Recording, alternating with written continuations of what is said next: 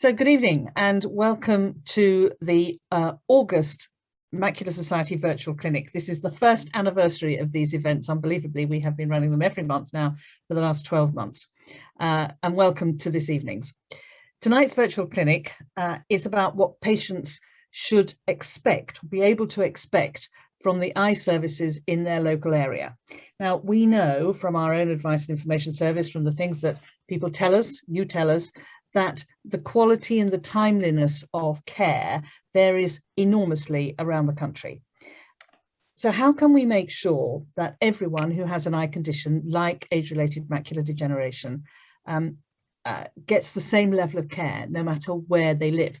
The NHS, of course, is an enormous organisation with split into many different types of unit where they all individually have to commission their own local eye care services. So how do we make sure that there is a level of consistency across the country and that everybody gets treated in a fair way? So one of the ways of doing that is for authoritative bodies to issue guidance to the NHS.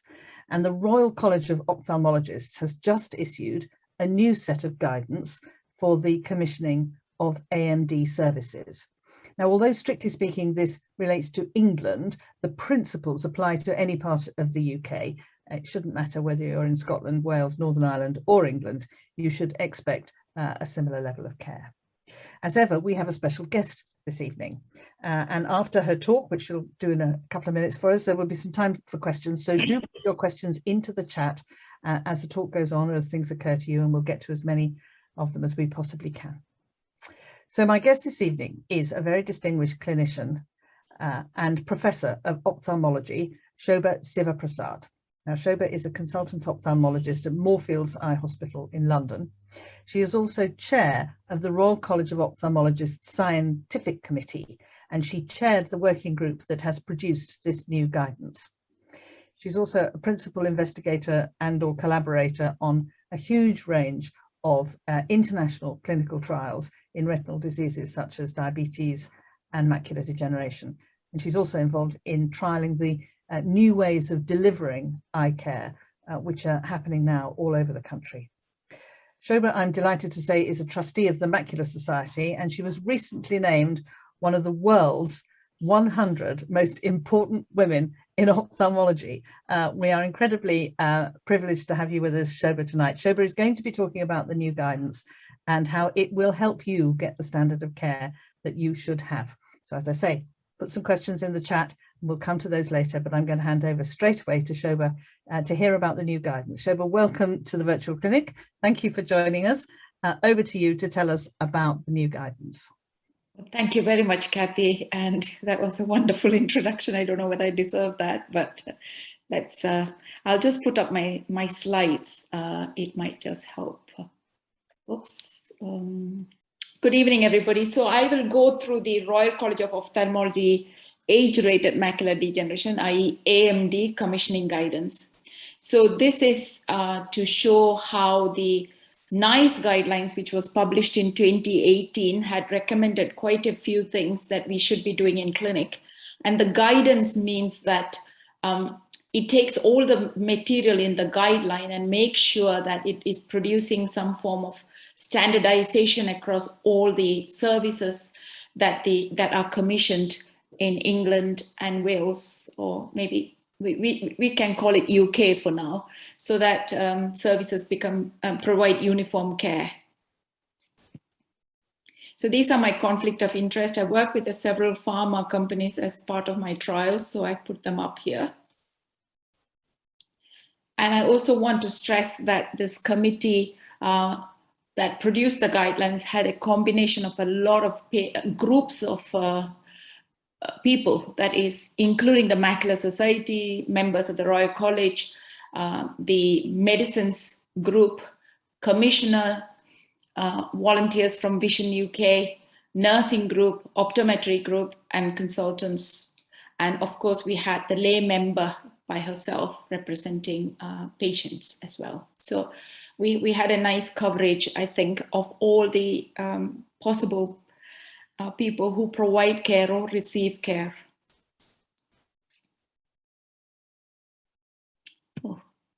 Okay, for those who do not know what AMD is, it's a degenerative condition of the center of the retina called the macula, and it usually occurs after the age of 50, so it's called age-related.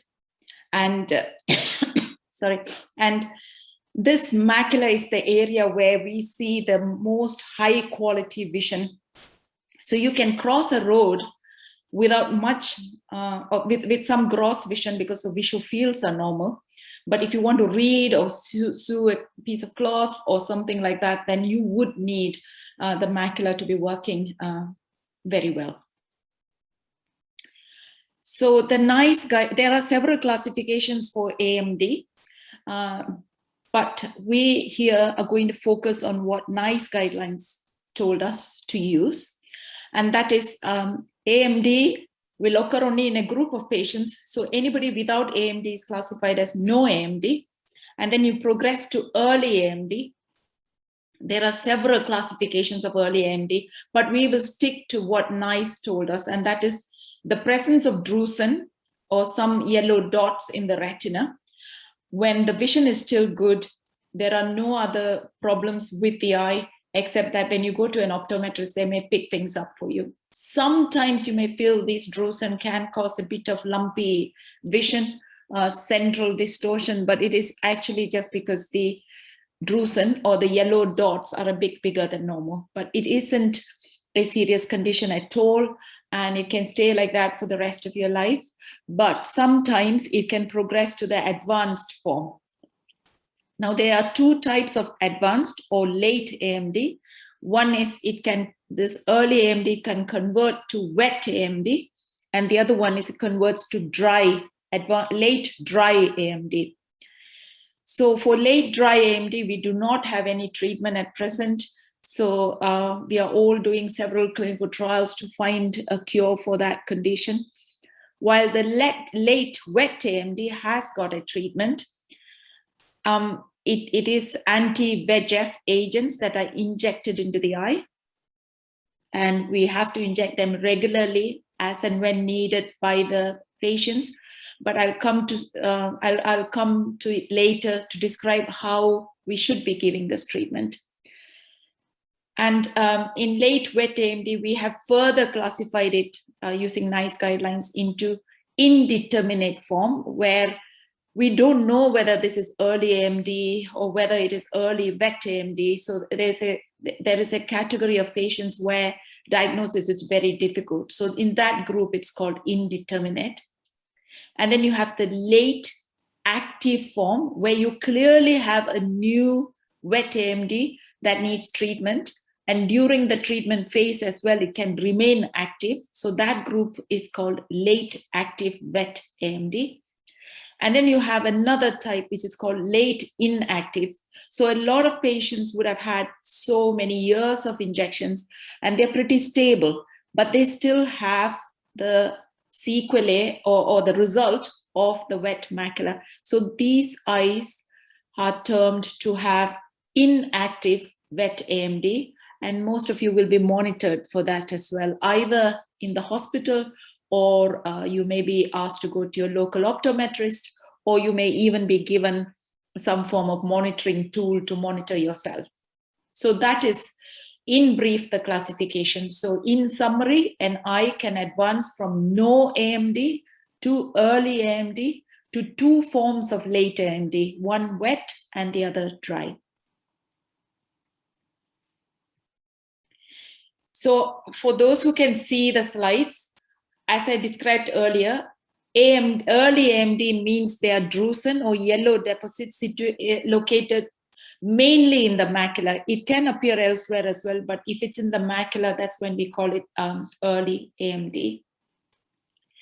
And for treatment of early AMD, at present, we don't have a prevention or a treatment for that condition. So we cannot give you a drug and say all your drusen have disappeared. There's no such treatment available. For prevention, we advise that patients have a good diet. That is a diet poor in omega fatty acids, antioxidants, etc., are a risk factor. So we advise healthy diet. And then smoking is a very high risk factor. So if you're a smoker, you have 6 times risk of developing AMD compared to a person who is a non-smoker. Then the other risk factor is a high body mass index. That is, if you have fatty diet as well as you have put on weight, then you are at risk of AMD.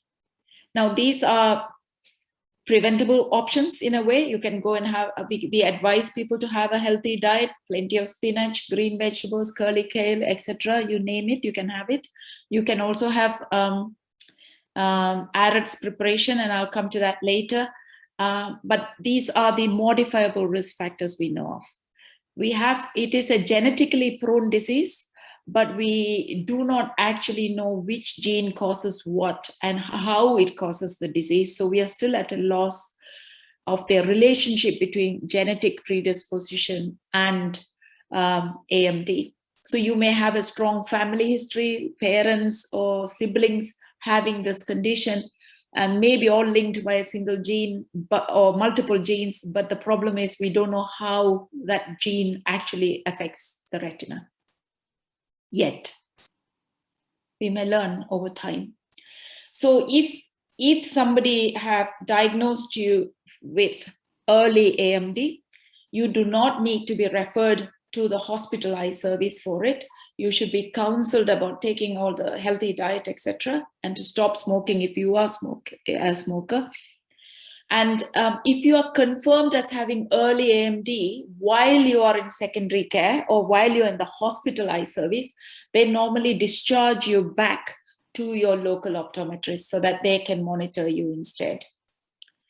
As I mentioned earlier, some patients are given an Amsler chart or a graph paper like instrument for you to check for your own, but we have very recently in the last month published that it is not a good tool in detecting wet AMD or the conversion to wet AMD. So it is bizarre that we have been using Amsler chart, at least since when I have been in training over 30 years, not knowing that it is not as sensitive as it is proclaimed to be.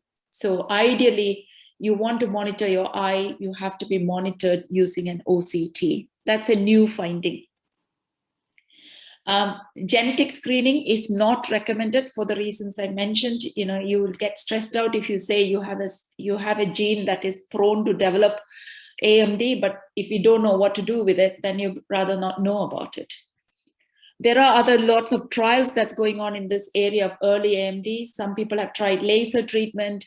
Some people have tried light therapy, like shining light, different types of wavelengths of light into your eye, etc. So far, none of these have been effective in preventing the progression of early AMD. So in brief, if a patient comes to us with this condition, we would advise smoking cessation. So we'll refer to GP and say, try and avoid this, and also counsel the patient for it.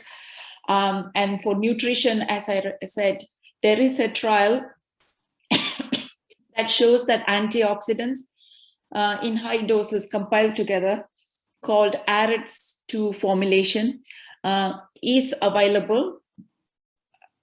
I mean, through outside sources. It is not prescribed within the NHS. So we in the hospital or outside cannot put this in a prescription for you and say, take it, because we do not have enough evidence to back that prescription. Macular Society has got a lot of information on helping you out with questions on AMD, guiding you if you have more advanced form, etc. So please contact the Macular Society and other charitable organizations like the Royal National Institute of Blind, RNIB, and others. At present, if you are in secondary care, it's most likely that you are asked to come in to help us with clinical research. The areas where we are trying to look at is what is the relationship between genetics and the visual function of a patient with AMD. Or if you are a sibling of a patient with wet AMD, you want to know what is it that I have as early signs. We just don't know all these. These are all unanswered questions. And then we are trying to get a proper endpoint as to what should be used in a clinical trial for this condition. For example, if you look at whether the drusen disappears, it disappears in various levels in different patients. You can't really use it. The AREDS trial, when they started, they waited for 6.5 years to find out whether there was an effect of this AREDS preparation. So clearly that's not something we would like to do. So we want to go through lots of patient data to look at whether we can find new clinical endpoints that we could use and then have drug trials on it so that we can get quick answers.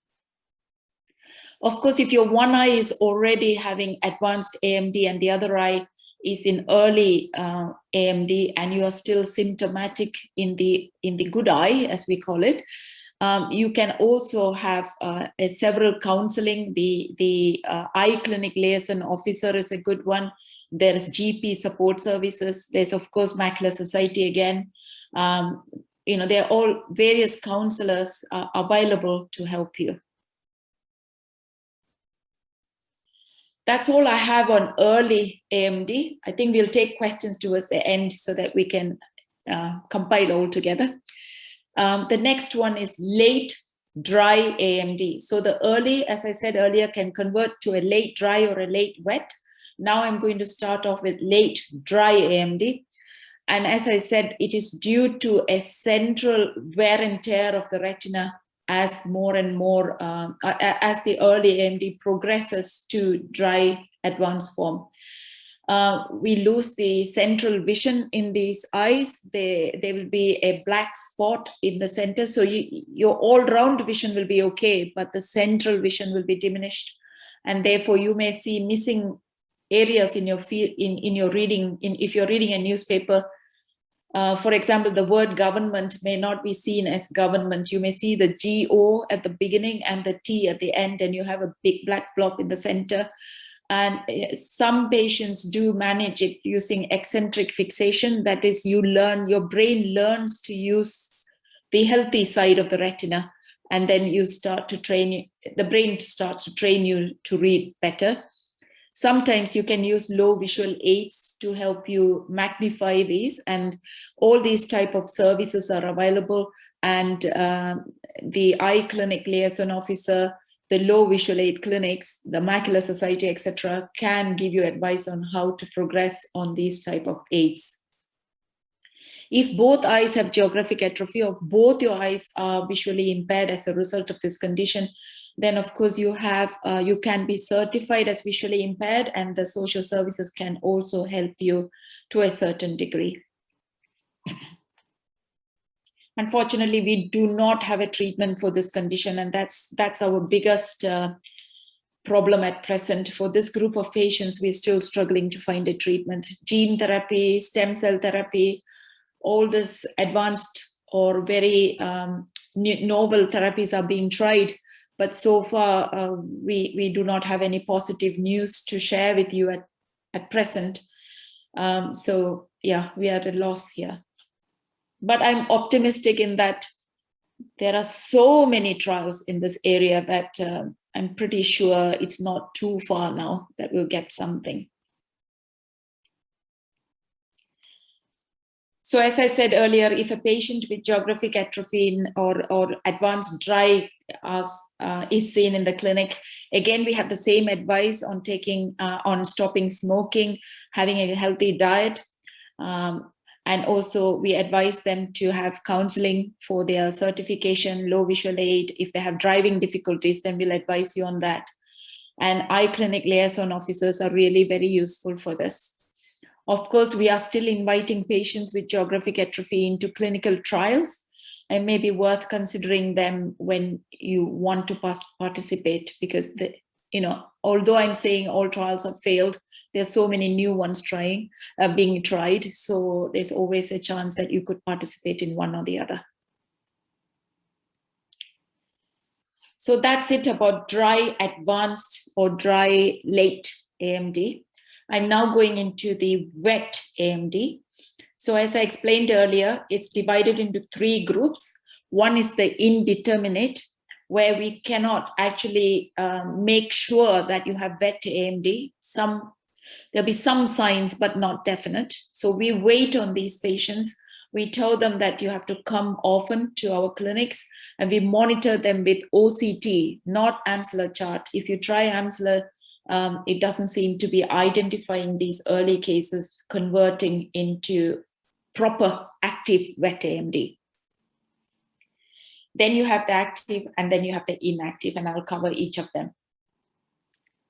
The primary source of referrals into hospitalized services for a patient with wet AMD is a patient can turn up with the primary care optometrist and they can find it, or it may turn up to the GP and say, I can't see the center part of my vision, or I have central distortion, or they can directly contact hospitalized services and say, well, I've lost my central vision, or I'm having severe problems with my vision. Usually it does not come through emergency, but I have to say there are instances when patients panic and they turn up at the emergency as well as a self-referral. Sometimes the diabetic retinopathy screening centers can find a patient with wet macula while a patient comes in to screen for their diabetes, an incidental finding suddenly, and they can refer the patient in as well. Nowadays, we have telemedicine, virtual clinics, etc. These are the type of new clinics that Kathy mentioned initially. Due to COVID, there is a lot of patients being seen remotely that you don't see the doctor straight. You come in to have imaging done, and then you go off, and then a doctor will look through, doctor or optometrist will look through all these images that that has been captured from your eyes. And then we may also discover wet AMD and call you back for treatment. Now, the guidance as well as the NICE guidelines, both of them stress that these patients have to be referred within 1 day of diagnosing the condition into a hospitalized service so that treatment can be initiated. So this is one of the standards that we insist that we follow so that patients are seen early and treated early. For those who are indeterminate when they come in, we will do an OCT or a scan of their eye. We will do the visual acuity checks on them, and we will even do an angiography or a dye test on them, and yet end up saying, well, we are not sure whether this is really wet AMD or not. In these cases, we would advise the patient to come in more regularly, perhaps every 8 to 12 weeks. And then we repeat all this until we are sure that the patient actually has active wet AMD to start treatment. So I'm sure many of you would know that this happens, especially in the second eye of patients being treated for their first eye. For wet AMD, we sometimes see some changes because we scan them so often for both eyes when they come into clinic. And we see some changes, but we defer injections for them because A, their visual acuity will be very good, B, we spot something but we don't know what it is, and 3, maybe question mark, maybe you have it, maybe you don't. Again, you need to be monitored for that. So this slide, if for people who can see it, just shows that we don't use the normal Snellen chart that you see at the optometrist for your vision test. These are more sophisticated vision test because we want to look for slight changes of your vision. So that's why we recommend that this chart is used. And then you also have a scan of your eye. And now we have a new machine called OCT angiography, which means you don't need a dye test to assess your wet AMD lesion. That is a new tool. It's not available all over the country, but we are trying to make sure it is available. And secondly, even if it is available, we are still learning. And therefore, after doing that, we still can't diagnose a wet AMD properly, we will still insist on the traditional dye test to diagnose wet AMD.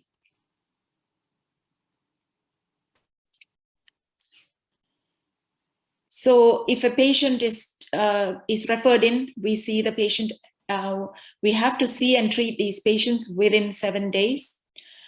within 14 days actually, but we try and treat them within 7 days of being referred in.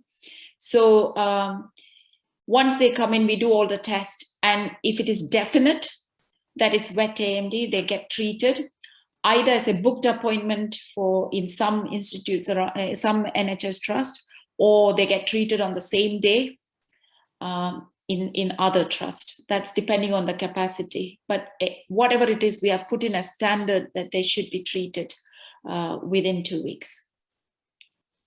If it is definite wet AMD, the treatment is anti-VEGF agents. These are injections into the eye that we start off with the loading phase. That is, every month you come in for the injections until the eye becomes stable in a way that we assess visual acuity improvement, or the OCT scan shows it's becoming it's without fluid. I won't call it dry, I'm just saying it's without fluid. Of course, if we are not definite, then they are followed up regularly.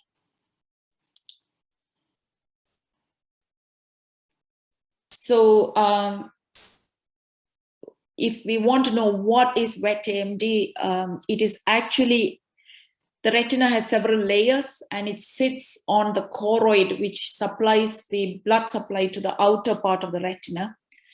With age, this outer retina choroid, that junction is the place where this wet AMD occurs, and new blood vessels creep from the choroid into the outer retina. So that whole junction of the retina and the choroid is where the pathology is.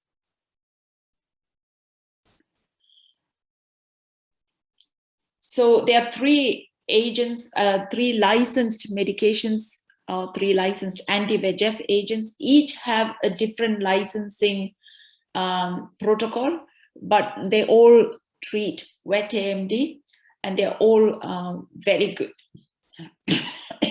So the first one is Lucentis or ranibizumab, which was, I think it was 2008 that it was first used in the NHS, or maybe even earlier. And then about 4 years later, aflibercept or Eylea came on board.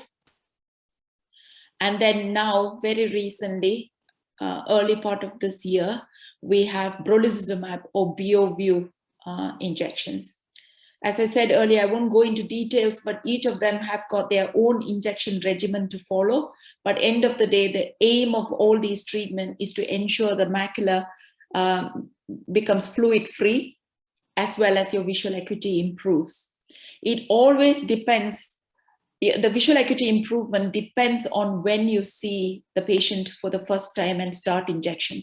So if a patient is seen very early, when there is only very slight disease there and the vision is still very good, we can treat these patients and we will not see an improvement in visual acuity as much as a patient who has come in very late, not very late, I would say later. And if you inject that patient whose visual acuity is not as good, maybe 3-4 lines, you miss 3 or 4 lines down the chart, those patients are likely to show or experience visual acuity improvement more than a patient who came in when their vision was still very good. But that does not mean that a patient with good visual acuity should not be treated. We just need to counsel the patient, saying that you have come in well in time and you have been injected very quickly, and therefore we hope to retain what you have rather than improve from that, because the potential, you're already at the top of the chart and it's very difficult for us to show you an improvement. There are very bad cases where there is no potential for improvement. For example, and we see that mainly in the first eye of a patient, when the other eye is still healthy, patients don't see that one eye is deteriorating, and they may turn up when we don't have any more treatment options, or the visual acuity is likely not to improve. Whoops. Okay, so the next point I want to stress is that we load every patient with 3 injections that we give them every month for 3 injections with active wet AMD.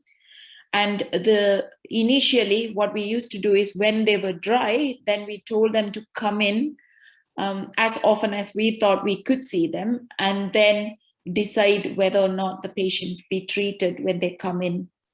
That is called PRN, or treat when necessary.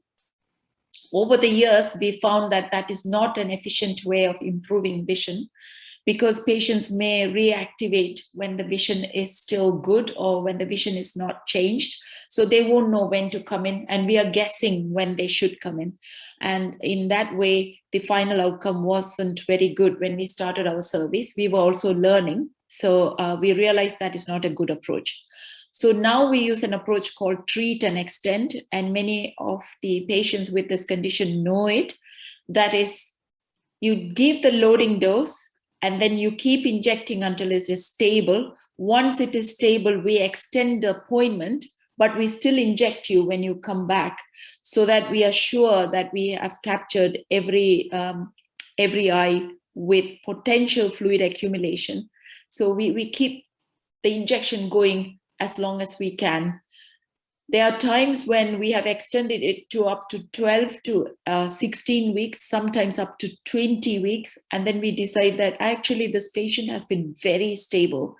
There are 3 times 10 weekly appointment and no fluid at all. Then we have this idea of sending them off to a so-called stable clinic or to a virtual clinic, or even self-monitoring if we think that we do not need to see them regularly. That part of the standardization is yet to come from different trusts. We are unable to provide big, very firm standards there, because each service seems to be showing some form of variation due to our pandemic. People are trying to see more patients in the time we have, rather than see stable patients when they can be monitored elsewhere. Example, an optometrist can monitor your eye when the eye is stable using the same gadgets we have in the hospital. So what is a non-responder with anti-VEGF agent? It's actually very few patients are non-responder. Usually when they are non-responder, we call it non-responder when we look back at the injection record, we realize that we haven't given them enough injections. And then we try and load injections on them to see whether injecting them at that point can improve vision. So I won't call all non-responders as an actual non-responder. They may be because they did not receive sufficient treatment. But of course, there is a small group of patients who do not respond to anti-VEGF agents, especially those difficult to treat cases like polypoidal vasculopathy. That is a type of AMD where it looks like we really struggle to give them good visual outcome. And also they can bleed as well. And it's often tricky to treat those eyes. If that is the case, if a patient has had injections regularly and is still non-responder, we often take the patient back into clinic and restart all the investigations again to see whether we are missing anything, or is there a second pathology that is keeping them from not improving, or is it actually wet AMD? And it may turn out that it's not. I mean, that's happened as well. So, so we have to rethink if a patient is not responding. Again, when it comes to monitoring of stable patients, as I said, we are learning now. We used to give everyone an Amsler chart, but we try to avoid it now. And we should be monitoring all patients using OCT scan, because that's the first one to pick up fluid in the eye. It may pick up fluid before the visual acuity actually deteriorates. So it's a good test to go by. And that can be done closer to your home, wherever there is an OCT scanner available. A word on virtual clinics. As we mentioned earlier, times have changed. Pandemic has caused a lot of trouble to us. We have a lot of patients who were stable and were still seen in the hospitalized services, but now we have come to face the situation of very difficulty, very challenging capacity issues in every hospital. And therefore we are using virtual clinics, and these virtual clinics can be in the hospital, can be in high street, it can be at the optometrist, it can be anywhere, as long as we use the same gadgets, visual acuity and an OCT scanner to review your eye condition. You are safe to go anywhere. And that's what we have written in the standards as well. As long as these two are done, you can be seen anywhere.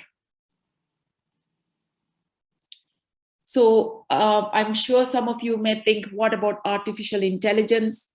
There are a few big articles that have come out that artificial intelligence may be a good way of identifying who needs treatment. They're all being validated at present. None of them have been applied into a clinic on a day-to-day basis as yet. I think more work has to be done, but it's definitely being done at present. And this whole landscape can change. But we still need you to get an OCT done.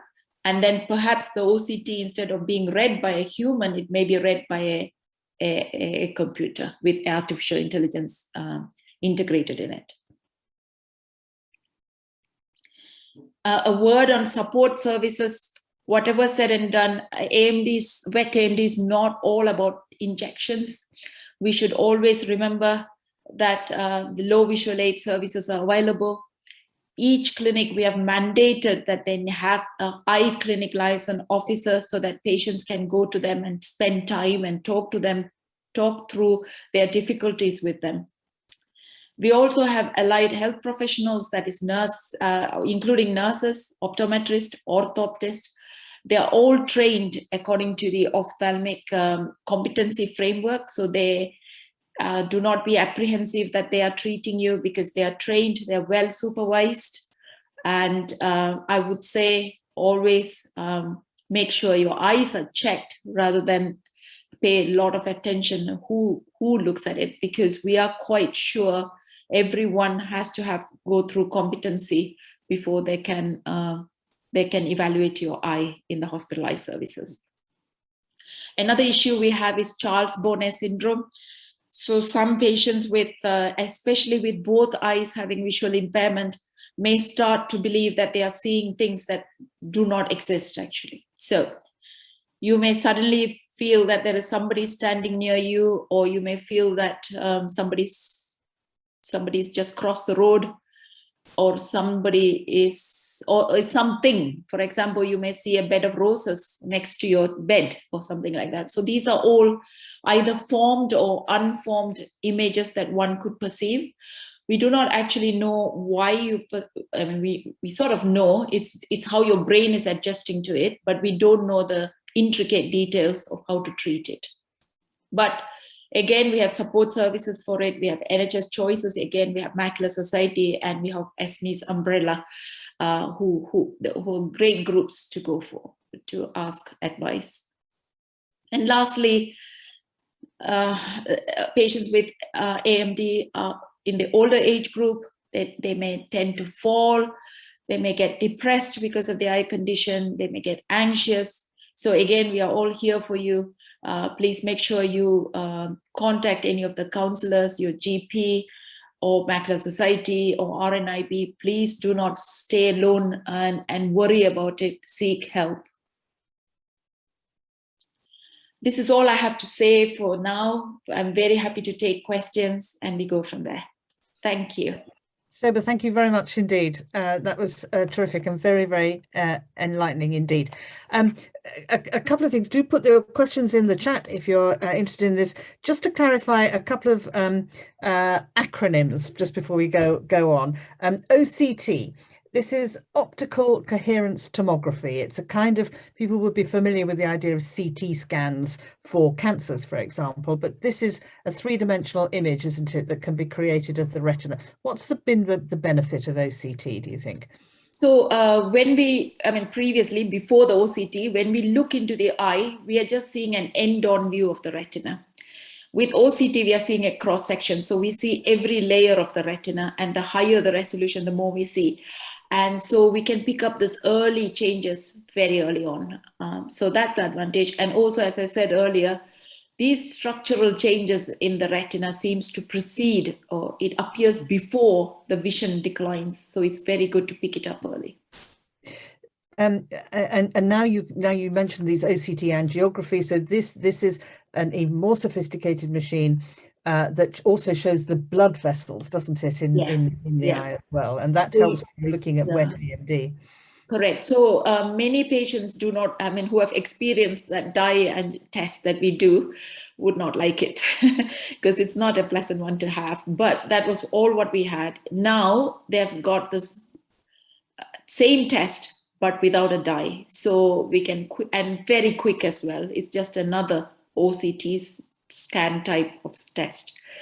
But the thing is, it is a new test for us. We are learning every day on how to diagnose it. Some of the patients may not have it's called a membrane or a lesion that we can identify on OCT angiography. So we still have to do another test. Yeah. Another acronym was CVI. This is the Certificate of Visual Impairment, isn't it? This is the document that an ophthalmologist has to sign, which then is passed to the local authority, which registers the person as visually impaired, and that opens up some useful benefits, doesn't it? I think. Yeah. It depends. It's classified into two. One is just visual impairment, which means that you can still do most of the activities, but quality of life is, of course, poorer than one who has got good vision. So they will be classified as visually impaired. But the severely visually impaired, SVI, they get more help from the social services, for example, guide dogs, white stick, etc. So yeah. And blue badge parking, yes. Some actual benefits accrue, financial benefits accrue from certification, and that's a very important thing. People often shy away from that and feel it's sort of stigmatizing, but actually it can open up a great deal of help and support, can't it? So that's very useful. And the final acronym was that we had a question mark was about AREDS. This is the age-related eye disease study. Yeah. So this is a big American National Eye Institute study that was done, I think, more than 15 years ago. Started 15 years ago, and it was a 6.5-year trial, and then now they have 10-year data on it, etc. And that was to test whether this sort of high-dose antioxidants can be given to reduce the risk of progression of early AMD to the advanced forms. And they found that 25% of the patients in the intermediate AMD, that is quite advanced early AMD, I don't want to confuse people more, may benefit from using that by delaying the advanced AMD. But what we have seen in real life is that's not really the case. So that is why we don't have a prescription for it. Many people would still want to take it as a sort of belt and braces kind of. Yes. Yeah. Okay. Although I think there's lots of ophthalmologists will say if you eat lots of greens and lots of healthy diets, then the supplement isn't necessarily of benefit, but it may be of use if you can't have a healthy diet. Then They then went on to do an AREDS2 study. So they added lutein, zeaxanthin, and took off beta carotene for risk of cancer. Whatever it is, we are still unsure as to whether that has more benefit than a healthy diet.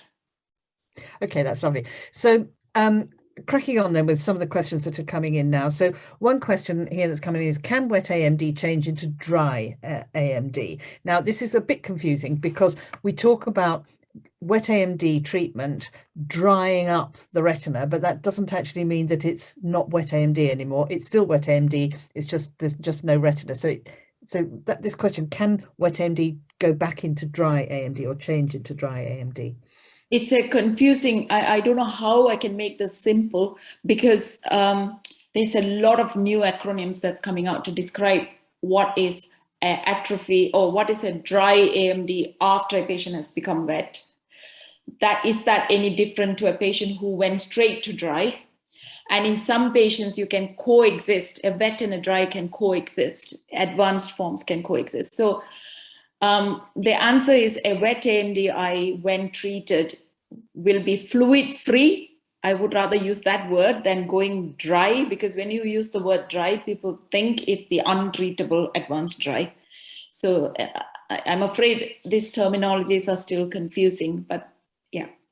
So the answer is no, it can't go, it won't become dry AMD. You may have dry AMD alongside your wet AMD, but having the treatment for wet AMD, drying out your retina, isn't the same as you having dry AMD. We've confused everything with the way in which we've described it historically, haven't we? Yes, yes. And a lot of wording, it's still confusing the ophthalmologist, let alone the patients. So I'm sure in clinic we still say, oh, your eye is dry today, so that's fine. And you go home thinking, oh, did I turn dry, macula, advanced dry. So yeah, and I guess this predates the arrival of treatments for wet AMD, doesn't it? So yeah. it was only ever going to stay wet if it was wet before there was treatment. So I don't know if that's confused you even more or helped. But anyway, that's the answer.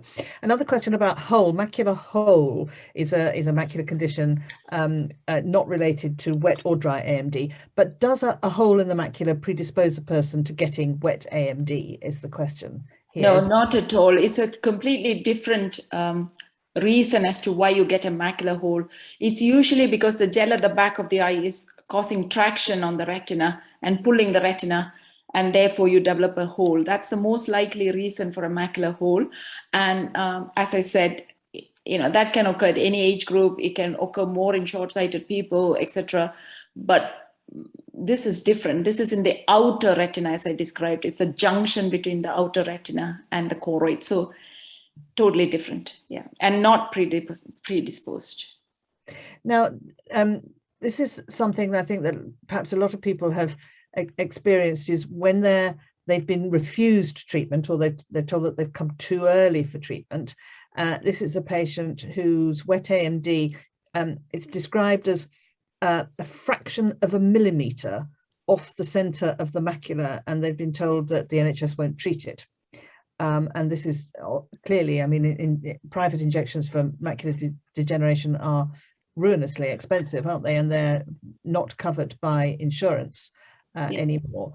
There's a strong family history of AMD. So what do you think is going on here for this patient? I mean, if it is a definite wet AMD and the vision is very good, NICE guidelines states that we need to have a upper limit of visual impairment before we start treatment. We have over the years published that actually the earlier you treat, the better.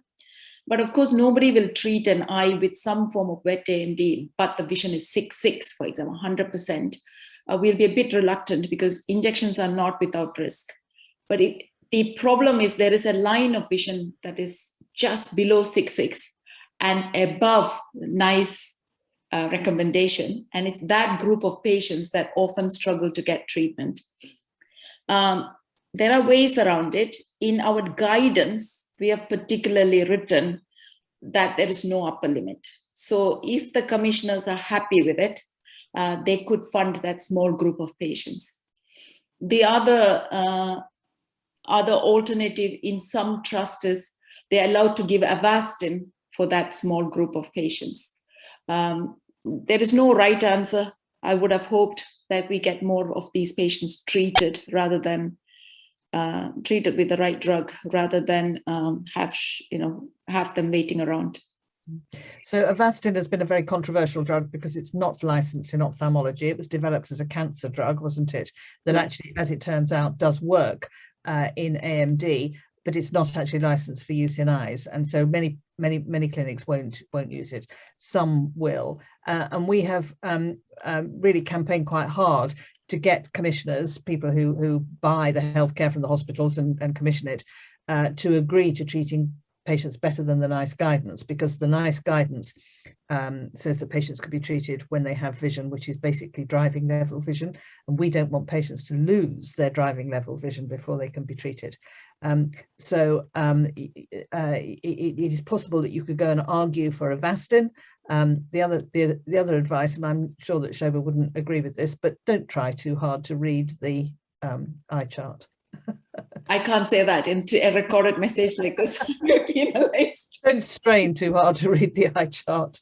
The other thing is, do call our advice line for a bit more information on this in the morning. Our advice line is open 9 to 5, Monday to Friday. The number, if you haven't got it, get a pencil and I'll read it again in a minute, but the number is 0300 30 30 111. I'll read that out again before the end of the meeting. But if you want more information about this, then that's the people to call there. This is a question about people who have macular disease in both eyes and whether they should be treated separately or treated at the same time.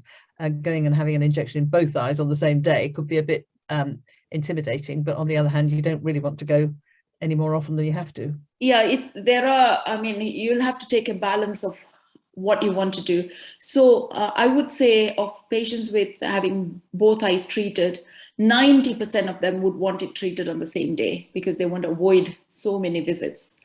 But there is a small proportion of patients who feel either that the risk is too high or they have to return home by themselves and would prefer to see at least with one eye properly.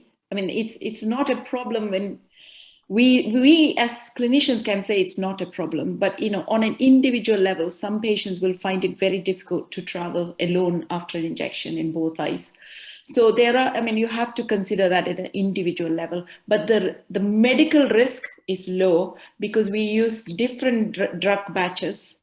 So they're completely different drugs, and we strip apart the whole injection procedure and start again as if it's a new patient. So everything in terms of antiseptics and sterilization, etc., and the drug, there is no safety issue, increased safety issue by injecting both eyes at the same time. Okay, great, thank you. This comes up quite often, cataract surgery, obviously because of the age of patients, very often they have both conditions, and the safety, the risk involved in having a cataract operation once wet AMD has been treated, so once the eye is stable.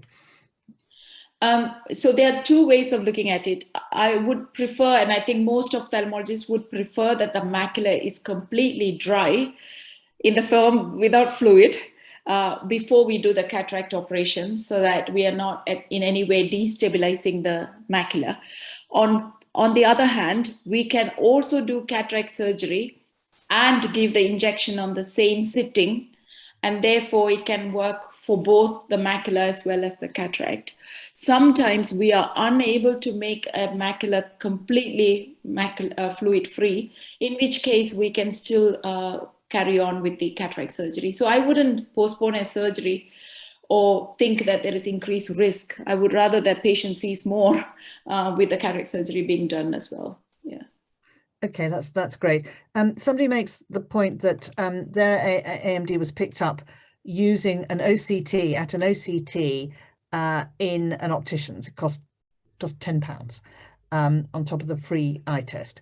I guess the aim would be, as this person points out, that this is a good place to have your eyes checked regularly, rather than, if Amsler grids are no help, then going and having OCT examinations at the local high street opticians is much better than going to have it at the hospital. Paying £10 a time might be a bit of a strain for some people, but I think the long-term plan is to ideally have that as part of the pathway, as they call it. So that's exactly right. So we do recommend OCT instead of all your home monitoring devices, whether it's some gadget or whether it's your Amsler chart, etc. It is always better to have an OCT done. And I know it is tricky at present.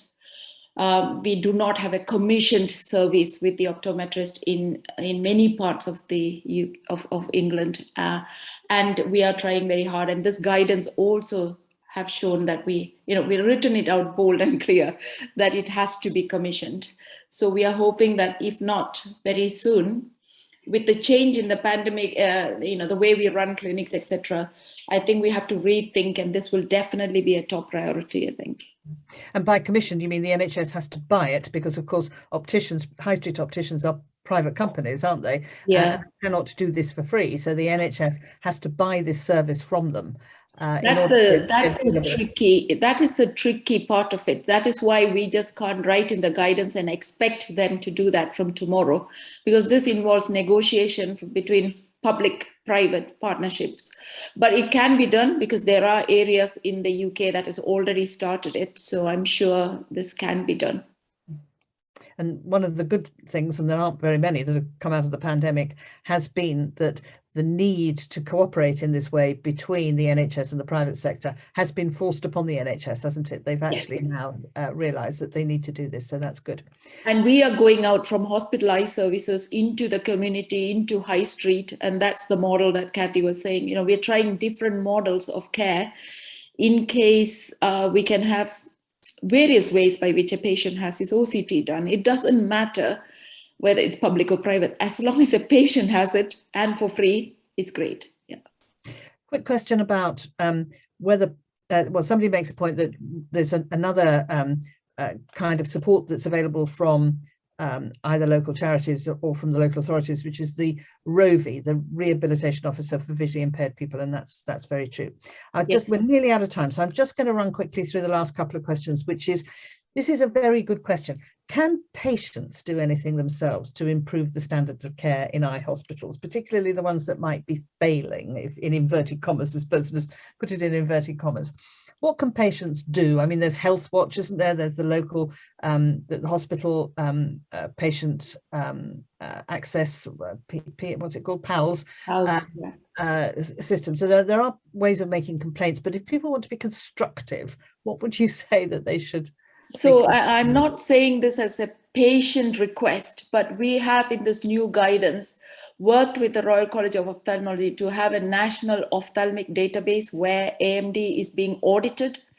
So every aspect of the standards, we have suggested a few standards. The college, this particular database has to accept some of these standards, like can the patient be seen within 1 day? What is the proportion of patients in each trust that are being seen and treated within 14 days of their first referral? So these are all standards that we have laid out in the guidance document. And this is being planned to get into the Royal College National Ophthalmic Database. Once that happens, it would be almost public knowledge as to how each trust is performing, provided they consent to share their data with us. So there is a caveat there. But sooner or later, I think all this will become almost, I mean, I won't call it transparent. I think it almost becomes mandatory that to test the quality of service we do need to provide. I mean, why should a commissioner pay so much of money for a service if they do not have any access to what the quality of the service they're paid for? I mean, we wouldn't do it when we buy a house or something, right? We want to see value for that. So I think that's coming our way. So yeah. They should also presumably quote the guidance, can't they? They can say, look, the guidance says you should be doing this and you're not doing it. Yeah. And we have some leaflets that talk about what people are entitled to, and that might be helpful if you want to challenge. I think this possibly is the last, and there might be one more, just another acronym, VEGF. This is the class of drug, isn't it? The vascular anti-VEGF, anti-vascular endothelial growth factor. It's just the title. As I said earlier, new blood vessels grow, and these drugs are called anti-vascular endothelial growth factor. So they sort of, if you imagine, it's like your weeds in your garden. You want to eradicate those weeds, but you can't, you can't sit and peel each one. So this anti-VEGF is an injection that sort of gets rid of all the weeds in the garden. So that's the plan. Yeah. And just finally, I think this will have to be the last question. Going back to OCT, and people with their Amsler grids are checking very frequently. How often would you have to have an OCT for this to be a useful tool?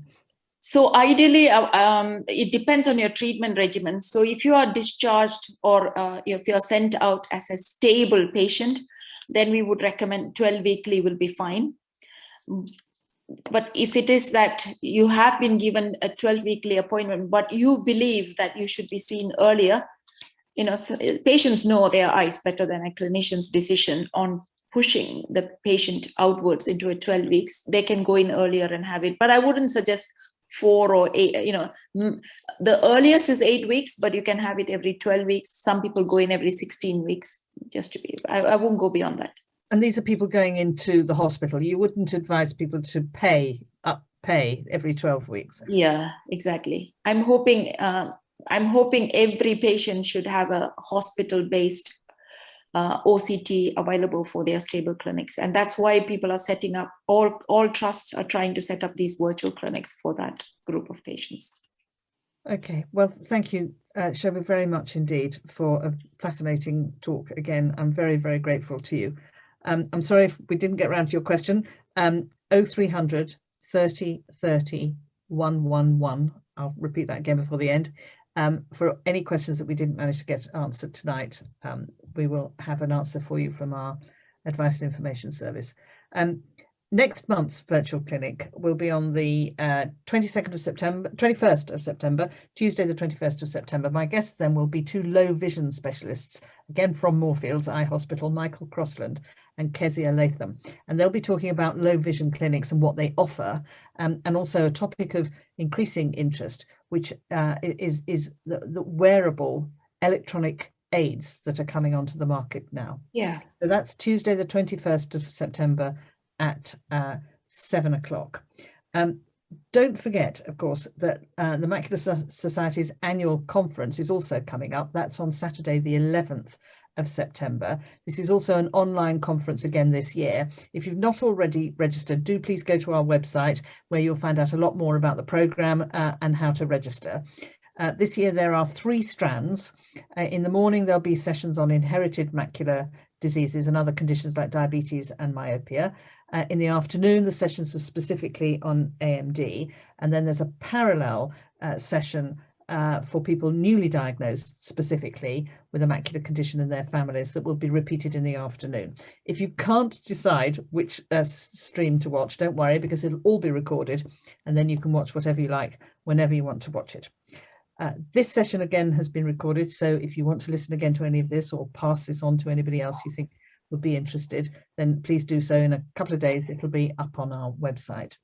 The conference, by the way, on the 11th of September is free, of course, to attend. So I hope to see you on the 11th. Hope to see you next month for our low vision and wearable electronic aids session. In the meantime, Sobha, once again, thank you very much indeed for joining us tonight. We're so lucky to have you with us. Thank you very much to everybody for joining us tonight, and I hope we'll see you. I'd like to thank all the members as well, because I'm hoping it will be useful, and also please get in touch with Macular Society. And that number again, finally, is 0300 30 30 111. Thank you very much, everybody. Have a very good evening. See you next time. Thanks. Bye-bye. Thank you. Bye-bye.